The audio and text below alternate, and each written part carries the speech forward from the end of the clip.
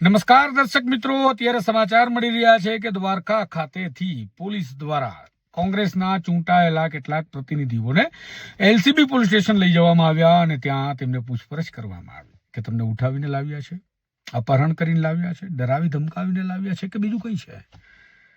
અને જ્યારે સભ્યોએ કહ્યું ના ભાઈ ના, એવું કંઈ નથી, ત્યારે એમને જવા દેવામાં આવ્યા છે. મોડી રાત્રના આખા ઘટનાક્રમની અંદર વિપક્ષના ધારાસભ્ય જિગ્નેશ મેવાણી આખી રાત જાગ્યા હતા. એમણે રેન્જ આઈજીને પણ ફોન કર્યા, એસપીને પણ ફોન કર્યા. કોના લાગ્યા કોના ન લાગ્યા એ જિગ્નેશ મેવાણી ખુલીને કહેશે, પરંતુ વાસ્તવિકતા એ છે કે કોડીનાર તાલુકા પંચાયત કે જ્યાંથી પૂર્વ સાંસદ દિનુ બોગા સોલંકી, જેઓ આરટીઆઈ એક્ટિવિસ્ટ અમિત જેઠવા હત્યા કેસના આરોપી છે, એમને ત્યાં પણ ભૂંડી હાર મળી છે. ભારતીય જનતા પાર્ટીના મંત્રી ડોક્ટર પ્રદ્યુમન વાજા પણ એમના ગામની તાલુકા પંચાયતની સીટને બચાવવામાં નિષ્ફળ રહ્યા છે. ભૂંડાઈની હાર થઈ છે અને હવે દ્વારકા ખાતે કોડીનાર તાલુકા પંચાયતના ચૂંટાયેલા પ્રતિનિધિઓ તરફથી અને વિપક્ષી દળ તરફથી આક્ષેપ લાગે છે કે પોલીસ બળપ્રયોગ કરી રહી છે. હોટેલની અંદરથી આ સભ્યોને ઉઠાવી જવામાં આવ્યા છે.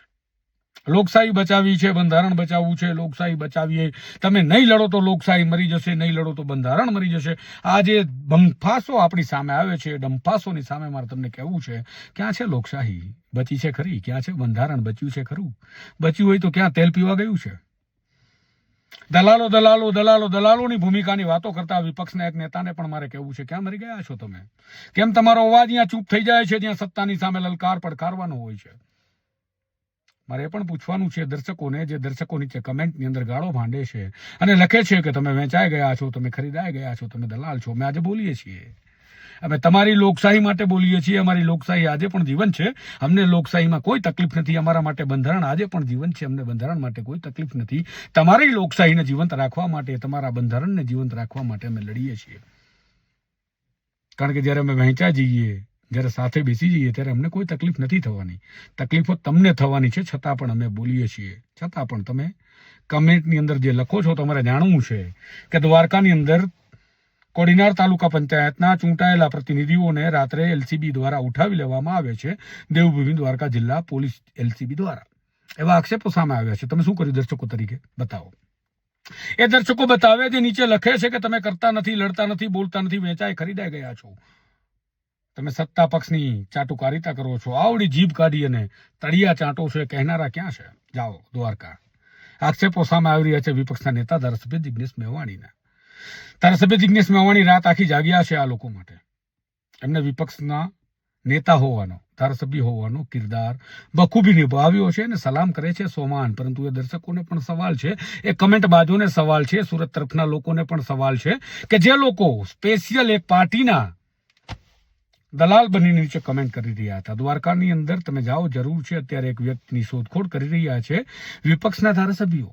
એમને લાગે છે કે ત્યાં લોકશાહી નથી, ત્યાં બંધારણ નથી. પોલીસ દ્વારા આક્રમણ કરવામાં આવ્યું છે લોકશાહી પર, આક્રમણ કરવામાં આવ્યું છે બંધારણ પર. હું તો કહું છું કે લોકશાહીની તમે શોધખોળ કરો છો, પણ લોકશાહી છે જ નહીં. લોકશાહી માંગવાની છે હજી તો. એ બંધારણની તમે વાત કરી રહ્યા છો, બંધારણ છે જ નહીં, એ હજી માંગવાનું છે. ફરીથી તમારે લાવવું પડશે, કારણ કે જતું રહ્યું છે બધું. એ તમામ દર્શકો મને જવાબ કમેન્ટમાં આપજો કે તમે શું કર્યું આ લોકો માટે. ચાલો, મેં તમને સમાચાર આપ્યા, મેં તમને વિગતો આપી, મેં તમારો અવાજ ઉઠાવ્યો, હું તમારા માટે લડ્યો. હવે તમે શું કરશો બોલો? અમારે જોવું છે. અમે ચૂંટણીના મતદાનની અંદર જોઈ લીધું છે. હવે તમે જવાબ આપજો. હવે તમે શું કરશો? કમેન્ટમાં જરૂરથી તમારા જવાબની અપેક્ષા રાખું છું.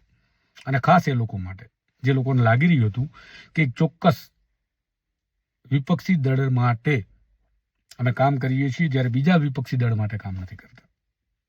અને એ નેતાની તો હું ખાસ રાહ જોઈ રહ્યો છું, જેમને દલ્લાના શોખીન નેતા તરીકે મેં ઓળખાવ્યા હતા. ખાસથી મારે નેતાને જોવા છે. હવે શું કરશે? ચાલો, નમસ્કાર.